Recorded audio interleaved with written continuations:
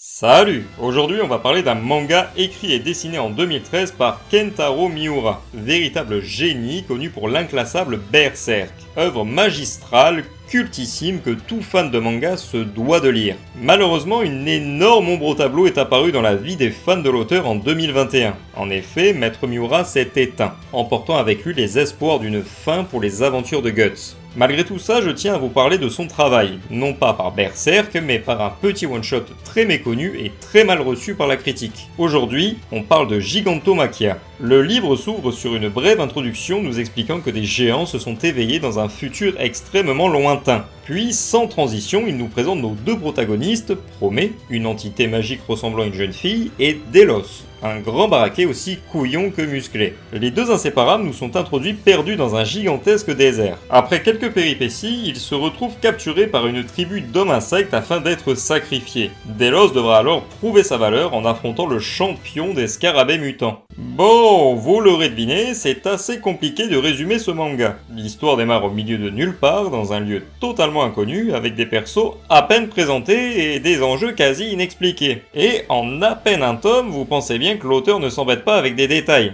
Donc pourquoi parler de ce manga, me direz-vous ? Eh bien, je le trouve vraiment fascinant. L'univers d'abord, qui est un mix accrocheur mêlant post-apocalyptique médiéval et mythologie grecque. Puis les personnages qui, même à peine présentés, sont directement sympathiques et inspirants. Delos en particulier est clairement le type de héros que j'aime. Blindé de valeur et essayant de tout faire pour éviter les morts inutiles, même dans le camp ennemi. Il est prêt à tout pour établir un équilibre dans le monde le plus pacifiquement possible, n'usant de sa force herculéenne qu'en cas d'extrême urgence. Ajoutez à ça la magie de Promé qui lui permet de transcender son statut d'humain et vous obtenez un héros vraiment badass. Le dernier point marquant du manga sont les enjeux, qui sont totalement disproportionnés pour un simple one-shot. On nous parle d'empires gigantesques avides de conquêtes, de pouvoirs magiques surpuissants et de géants servant à la fois de noyaux d'énergie et de monstres destructeurs. Le tout sous couvert d'une lutte des classes entre différents peuples d'hommes mutants animaux. Enfin bref, c'est extrêmement dense. Je vous laisse donc imaginer mon envie de meurtre quand je vois des pseudo-critiques manga cracher sur l'œuvre car son scénario est naze. Concernant les dessins, vous l'aurez certainement déjà remarqué, mais ils sont juste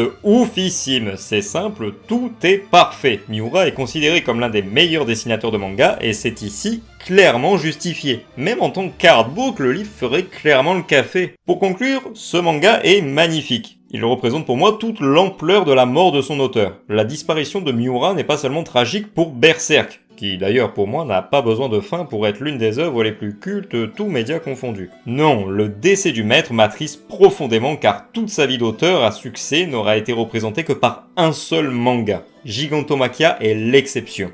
La bulle artistique d'un génie qui montre une bribe, un mirage de ce que l'auteur pouvait avoir en tête. Une flopée d'idées narratives et artistiques qui, tragiquement, resteront à jamais inexploitées. Bref, lisez ce manga. C'est une œuvre unique qui nous présente l'aperçu d'un univers majestueux.